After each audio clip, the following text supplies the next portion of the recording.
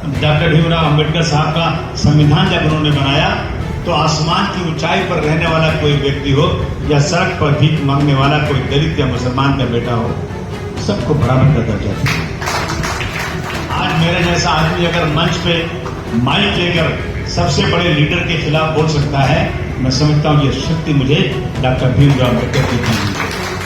अगर इस संविधान के साथ छेड़छाड़ होगी, मैं समझता हूँ भारतवर्ष में रहने वाले किसी एक व्यक्ति को भी चुप नहीं रहना चाहिए। मुलायम सिंह यादव जी ने जेल से निकाला बुलंदी देकर और इनको मेंबर ऑफ पार्लियामेंट बनाया। भारतवर्ष के सबसे बड़े हाउस का मेंबर इन्होंने बनाया था, लेकिन वो मनुवादी लोगों ने इनकी हत्या कर दी। रेलवे में मुसलमानों का रिजर्वेशन नहीं था, मुसलमान 2% रेलवे में काम करता था। रिजर्वेशन हमारे दलित भाइयों का था, वो रिजर्वेशन खत्म हो गया, हम चुपचाप बैठे हुए हैं। जहां भी संविधान की बात होगी, जहां जालिम की बात होगी, मजलूम की बात होगी, वहां मैं आपके साथ कंधे से कंधा मिलाकर हमेशा खड़ा रहने वाला इंसान हूं। दोस्तों, 1925 में जो आरएसएस बनी थी, आरएसएस का संविधान उठाकर देखेंगे आप तो आरएसएस का मतलब ये है कि इस देश को ये स्वतंत्र देश ही नहीं मानते। ये अपने ऑफिस पे कभी झंडा नहीं फहराते थे ये लोग, भारत देश का और गांधी जी के कत्ल करने वालों का सपोर्ट करने वाले। आज गांधी जी का स्टैंडर्ड इतना बड़ा है, इतना बड़े नेता है कि इससे भारतवर्ष नहीं पूरी दुनिया में गांधी जी का नाम है। और गांधी जी के कातिल की मूर्ति की जो है मंदिर बनाने की बात की जाती है। मैं समझता हूं ये हमारे लिए बहुत ही दुर्भाग्य की बात है कि जिस व्यक्ति ने इस देश को आजाद कराने के लिए अपनी जान कुर्बान कर दी, आज उसी के कातिल की मंदिर बनाकर पूजा करने की बात इस देश में चल रही है। मैं देखता हूं हमारे प्रधानमंत्री जी जो हैं, इनका क्या कैरेक्टर है। एक तरफ उन लोगों को सपोर्ट करते हैं जो गांधी जी के कत्ल करने के आरोप में हैं, दूसरी तरफ जब कोई जाते हैं गांधी जी की मूर्ति पे, गांधी जी की समाधि पे जाकर के वहां फूल चढ़ाते हैं। यानी चरित्र दो किस्म का इन लोगों का है।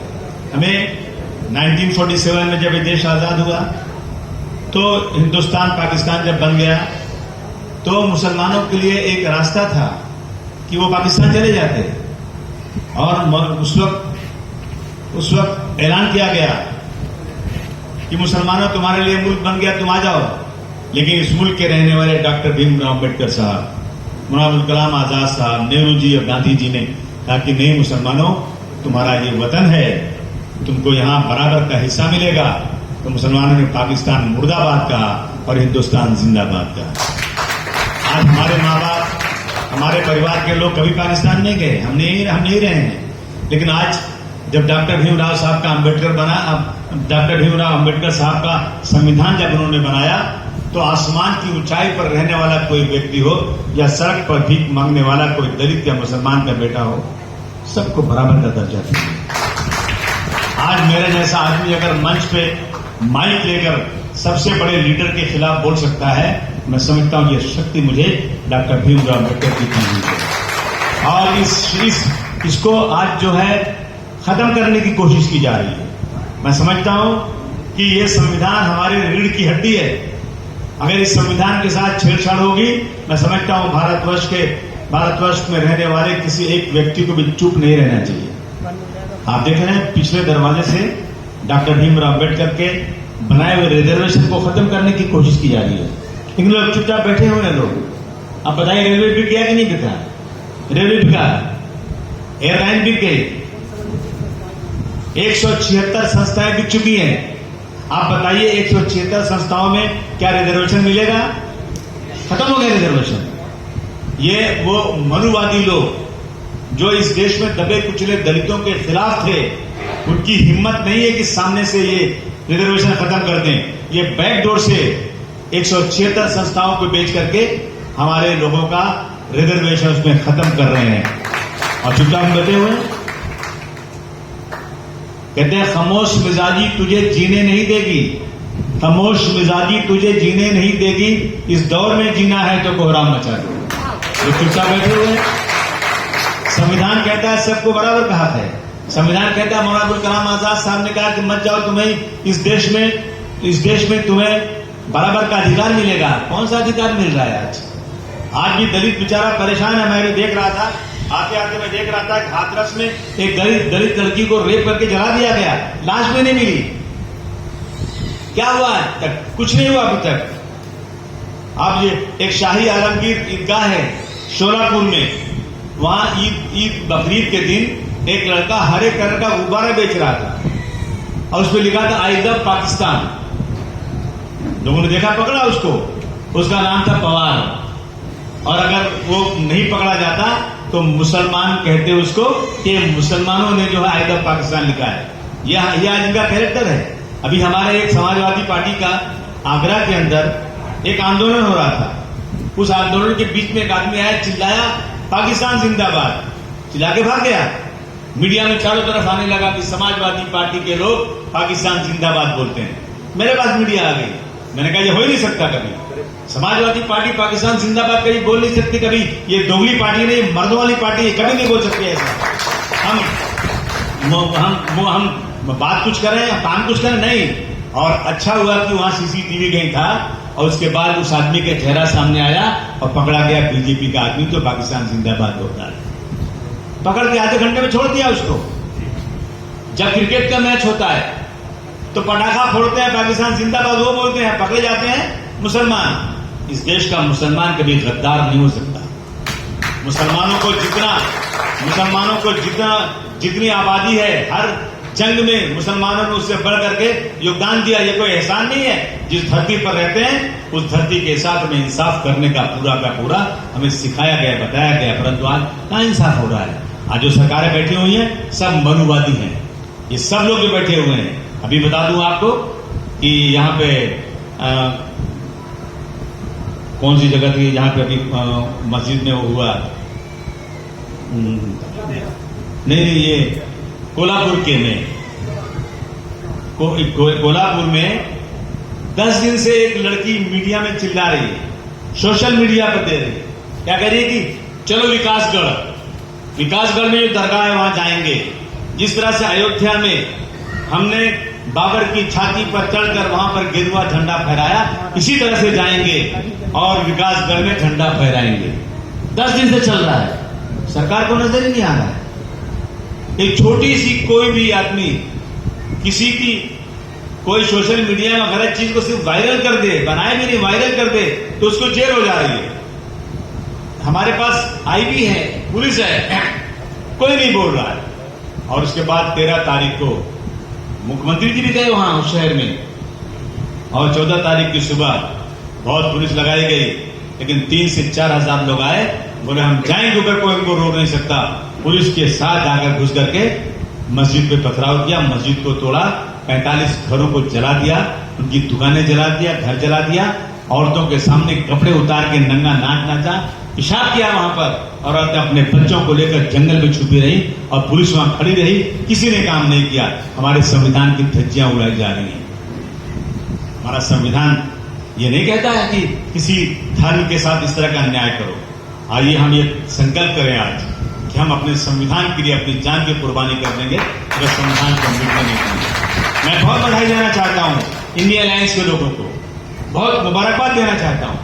आज जो उन्होंने किया, 10 साल तक इनका एक भी बिल ऐसा नहीं हुआ जो पास न हुआ हो, एक भी बिल वापस नहीं हुआ। लेकिन अभी अपोजिशन इतना टाइट हो गया है कि मोदी जी का बिल पास नहीं हुआ, पहली बार उनको बिल को वापस करना है। दोस्तों, मुल्क के हालात खराब है।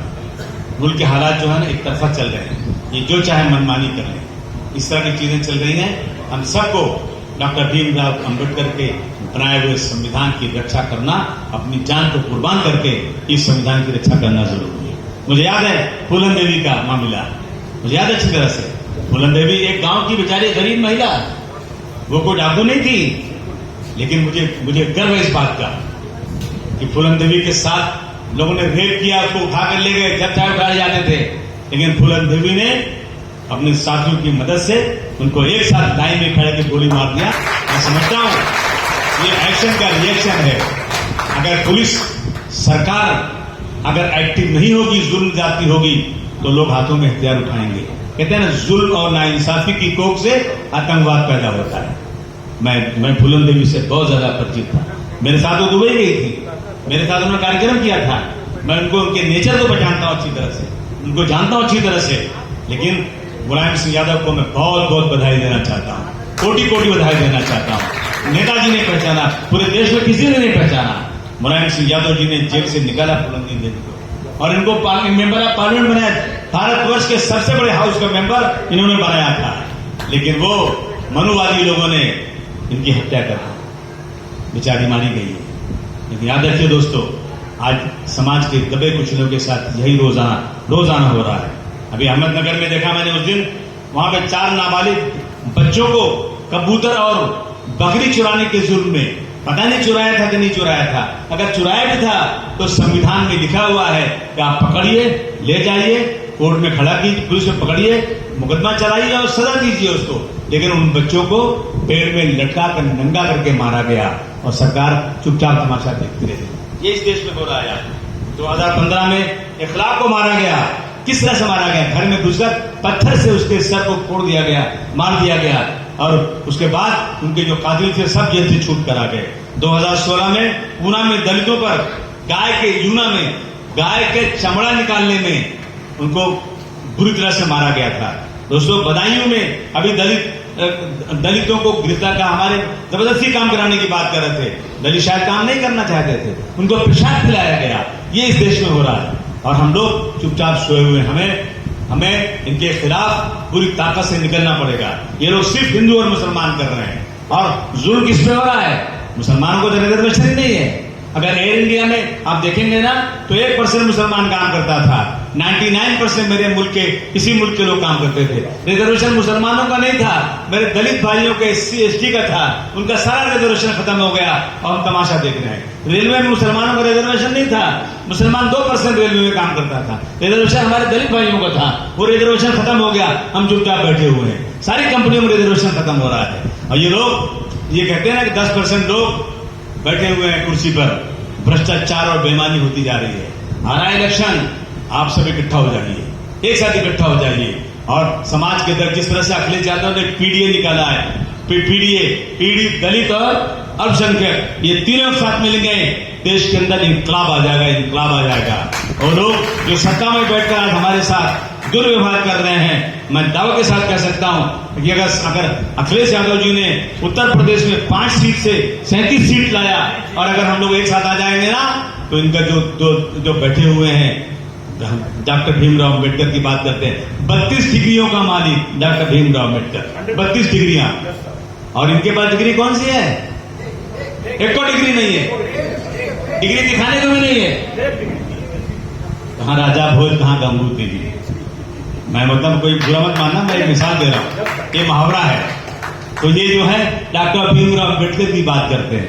डॉक्टर भीमराव अम्बेडकर हमारे नेता थे, हमें खुशी है इस बात की। डॉक्टर भीमराव अम्बेडकर को राज्यसभा में भेजने के लिए सबसे पहले अगर इसमें किसी मुल्क में किसी ने किया तो मुस्लिम लीग ने वेस्ट बंगाल से अपनी सीट भेज करके पहचाना। मुस्लिम लीग ने ये व्यक्ति देश के लिए बहुत फायदेमंद है, ये व्यक्ति देश का एक ऐसा इंसान है जो देश का चेहरा बदल सकता है। उनको पार्लियामेंट में भेजा गया और उन्होंने ये काम किया। मैं कहता हूं दुनिया में किसी ने इतना अच्छा संविधान नहीं बनाया। आज इस संविधान को खतरा पैदा हो गया है। ये अनपढ़ आदमी 32 डिग्रियों के मालिक के संविधान को बदलने की कोशिश कर रहा है। वाह भाई वाह, क्या जमाना आ गया दोस्तों। आइए आगे बढ़िए, हमको बहुत खुशी है। मैं अभी देख रहा था सावित्रीबाई फुले के साथ साथ इसमें जो है फातिमा शेख, जब इन्होंने एजुकेशन का काम शुरू किया तो इनको घर से निकाल दिया गया। इनके ससुर ने कहा कि मुझे बड़े जात वालों का, स्वर्ण लोगों का बहुत दबाव है, इसलिए मैं इस दबाव को बर्दाश्त नहीं कर सकता। तुमको घर से निकाल दिया, इनके पति को निकाल दिया। तो फातिमा शेख ने कहा आइए, मेरा घर मौजूद है, आप मेरे घर में आइए, हम दोनों एजुकेशन का काम करेंगे, मुस्लिम हिंदू। लेकिन आप बताइए कि आज अभी पार्लियामेंट में उसने कहा कि 50 लाख रुपए का इनका जो है कुछ वहां मेमोरियल बनाया जाएगा। मैंने कहा कि भाई इसमें एक फातिमा शेख भी थी, उसका तो कहीं नाम है क्या? कुछ नहीं। तो मैंने अपने यहाँ, अगर आप कभी मानपुर शिवाजी नगर गए होंगे, आप जब जाते वक्त उतरेंगे चैनपुर से आगे जाकर जहाँ पे ये खत्म होता है फ्रीवे, सामने देखेंगे मैंने बहुत बड़ा एक वो बनाया है, म्यूरल बनाया है जिसमें फातिमा शेख और सावित्रीबाई फुले का बहुत बड़ा म्यूरल 90 लाख रुपए लगा के बनाया। आप जाकर देखिए। जब आप थाना से आएंगे, जब चढ़ेंगे इस पे, आप फ्रीवे पे चढ़ेंगे, जैसे चढ़ेंगे राइट हैंड पे देखना, बहुत बड़ा एक मैंने म्यूरल बनाया है जिसमें फातिमा शेख, जिसमें जो है सावित्रीबाई फुले और बहुत बड़े लोगों का, और इनके बाद जिन महिलाओं ने देश में तरक्की किया उन सब की फोटो मैंने उसके अंदर लगा कर रखा है, ताकि आपसी भाईचारगी रहना चाहिए। हमारी पूरी कोशिश है, हम जब मस्जिद में नमाज पढ़ने जाते हैं ना, तो एक मस्जिद अगर बनाई जाती है, एक राजा, बहुत बड़ा राजा एक मस्जिद बनाए, सोने की मस्जिद बना दे, कई हजार करोड़ रुपया लगा दे, लेकिन उस मस्जिद में सबसे पहले आने वाला, एक सड़क पर भीख मांगने वाला, गंदे कपड़े वाला आदमी आएगा ना, तो सबसे आगे खड़े रहने का उसी आदमी को है। और राजा साहब लेट आएंगे ना, तो बाहर खड़े रहेंगे वो, उनको हटा कर अगर आगे जाएंगे ना तो पापी होंगे। हमारे यहाँ जब मस्जिद में खड़े होते हैं तो कंधे से कंधा मिला के खड़े होना पड़ता है। चाहे कोई भी इंसान हो, अगर मस्जिद में नमाज पढ़ने आया है, चाहे कितना गंदा भी हो, चाहे किसी बिरादरी का भी हो, लेकिन नमाज पढ़ने आया है तो मुझे उसको कंधे से कंधा मिलाकर खड़े होना है। हमारे यहाँ नीच ऊंच कोई चीज नहीं है, हम सब एक ही सफ में खड़े हो गए। महमूद व हयाज, न कोई बंदा रहा न कोई बंदा नवाज। पैदा किया हुआ इंसान अल्लाह का है, भगवान का है, ईश्वर का पैदा किया हुआ है। हर इंसान बराबर है। किसी के साथ नीच ऊंच के नाम पर इस तरह से अगर काम किया गया, मैं समझता हूं ये भगवान के बनाए हुए कानून की भी खिलाफ वर्जी है। हम सबको एक होकर रहना चाहिए। दोस्तों, मैं आपका एक बार फिर बहुत बहुत आपका मैं अभिनंदन करता हूं कि आप लोगों ने लोगों को बुलाया, और ऐसी चीजें होते रहना चाहिए ताकि लोगों को मालूम पड़े कि देश किस करवट जा रहा है, देश में क्या हो रहा है, और हमें छोटी छोटी मीटिंगें करके लोगों को इकट्ठा करना चाहिए। मैं निवेदन करूंगा आप सभी लोगों से, जहां कहीं भी हिंदू मुस्लिम की बात होती है, अगर मुसलमान के साथ कुछ होता है तो हिंदू भाई आगे निकले कि जाओ मुसलमानों तुम बैठो, हम लड़ाई लड़ेंगे। क्यों? ये देश गंगा जमुनी तहजीब का देश है, ये मुस्लिम हिंदुओं का देश है। इसमें जो है गंगा जमुनी तहजीब, गंगा जमुन का देश है, और हम सब, अगर आपको तकलीफ है तो मैं निकलूं, मुझे तकलीफ तो आप निकले, तब इस देश में भाईचारगी बढ़ेगी। और मैंने कम से कम 500 मीटिंगें की होंगी, और मैंने मुसलमानों से बार बार कहा, मैं आपको कसम खाकर यकीन दिलाता हूं, मैंने कहा मुसलमानों जाओ तुम अपने पड़ोसी के पास, पड़ोसी किसको कहते हैं? 40 घर आगे, 40 पीछे, 40 दाएं, 40 बाएं, 40 घर जो हैं हमारे सर्कल में, ये हमारे पड़ोसी हैं। ये हमारे इस्लाम के संविधान के मुताबिक, और वो पड़ोसी अगर किसी जात का भी है, किसी धर्म का भी है, अगर वो भूखा है और मुसलमान तुमने खाना पेट कर खा लिया है, तो हमारे प्रॉफिट कहते हैं कि अगर पड़ोसी भूखा है और तुमने पेट कर खाना खाया तो तुम मुसलमान नहीं हो। क्या कहते हैं? तुम मुसलमान ही नहीं हो। इसलिए मैं हमेशा कहता हूं मुसलमानों से, जाओ अगर तुम अपने आप को मुसलमान कहते हो तो 40 घर की खबर लो। तुमको अल्लाह ने अगर 4 रोटी दिया है तो 2 तुम खा लो, 2, तब ये देश में भाईचारगी बढ़ेगी, जब ये दोस्ती बढ़ेगी देश के अंदर। आज सदियों से चल रहा है मुस्लिम हिंदू की शादी, हिंदू मुसलमान से शादी, कितने लोग करते हैं। आज यूपी में एक कानून बन गया है कि अगर कोई भी, लव जिहाद क्या होता है?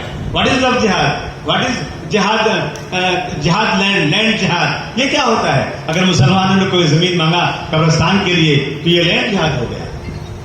अगर किसी मुसलमान ने हिंदू से शादी कर लिया तो ये लव जिहाद हो गया, और किसी हिंदू ने मुसलमान से शादी कर दिया तो वाह वाह क्या मजा है। उसको फूलों का हार मिलेगा, उसको लाखों रुपया मिलेगा, उसको नौकरी दी जाएगी। इसने कम से कम एक मुसलमान को लाया, हिंदू से एक जो है मुस्लिम लड़की से शादी किया। ये कानून चल रहा है। मेरे पास एक नहीं दर्जनों ऐसी शिकायतें आ रही हैं कि लड़की हिंदू है, लड़का मुसलमान है, लड़की अपनी मर्जी से शादी करना चाहती है, लड़की पढ़ी लिखी है, लड़का सिर्फ और सिर्फ हाई स्कूल पढ़ रहा है, टेम्पो ड्राइवर है, लड़की बीएससी है, लड़की कहती है मैं इससे प्यार करती हूँ, शादी करूंगी। जब शादी हो गई ना तो उसके घर में घुस गए आरएसएस के लोग, ताकि तूने कैसे शादी किया इससे, चल जल्दी तू चल के पुलिस स्टेशन में बोल ये लड़का मुझे मुसलमान हिंदू बोल के शादी किया है, मुसलमान बोल के शादी नहीं किया है। मैंने निकाहनामे को शादी से साइन किया ना, मैं नहीं पढ़े, मैंने पढ़ा नहीं उसको। अरे तू बीएससी पढ़ी लिखी है, तूने पढ़ा कैसे नहीं? जब शादी की निकाह पढ़ाया जा रहा था तो तूने हाँ कैसे बोल दिया? लेकिन उसके घर को तोड़ जला दिया गया, उसको मार मार के अधमरा कर दिया गया। और जहां जहां मुसलमान हिंदू शादी कर रहा है वहां जाकर घरों में उसको मारा जा रहा है, उसकी जिंदगी दुभर की जा रही है। और जहां हिंदू मुसलमान ने शादी कर रहा है वहां बड़े बड़े फंक्शन किए जा रहे हैं। ये क्या है? ये क्या हो रहा है देश के अंदर? ये तो सदियों से चला आ रहा है, कोई नई बात नहीं है। जब 18 साल की उम्र के बाद डॉक्टर भीमराव अंबेडकर के कानून के मुताबिक कोई भी व्यक्ति अपना धर्म बदल सकता है, कोई भी व्यक्ति अपनी मर्जी से शादी कर सकता है। एक माँ बेचारी जिस बच्चे को 9 से 9 महीने पेट में रखती है, पुलिस स्टेशन में आती है, उसकी बेटी कहती है कि मेरी माँ को भगा दो यहाँ से, मैं शादी इसी से करूंगी, और पुलिस कहती है ये 18 साल का हो गया, इसलिए ये लड़की जो कहेगी मैं वही करूंगा। लेकिन आज जो आरएसएस के लोग इस तरह का आपस में लड़ाई झगड़ा करा रहे हैं, आप जाओ ना उनकी माँ बाप को समझा दो, सभी लोग समझाओ भाई आप अपने धर्म में शादी करो, बाहर मत शादी करो। लेकिन जब शादी लड़के करते हैं तो गलती किसकी है? लड़कों की गलती अगर है वो प्यार मोहब्बत में शादी करते हैं जो जमाने से चला आ रहा है, और आप जो है इन शादी करने वालों को आप कह रहे हो 20 साल की उम्र कैद दिला दूंगा मैं, अब इनको उम्र कैद हो जाएगी। ये सब देश में चल रहा है नफरत का बाजार, इसको खत्म कर रहा है। ये देश जो है ना आजाद है, अगर आजादी है डॉक्टर भीमराव अंबेडकर का जो कानून कहता है वही देश में चलेगा। जो कानून आज योगी का है, जो मोदी का है, वो कानून हम कभी नहीं मानने वाले नहीं है। हम कानून मानेंगे तो डॉक्टर भीमराव अंबेडकर का कानून मानेंगे। बहुत बहुत धन्यवाद आपको, बहुत बधाई, शुक्रिया, जय हिंद।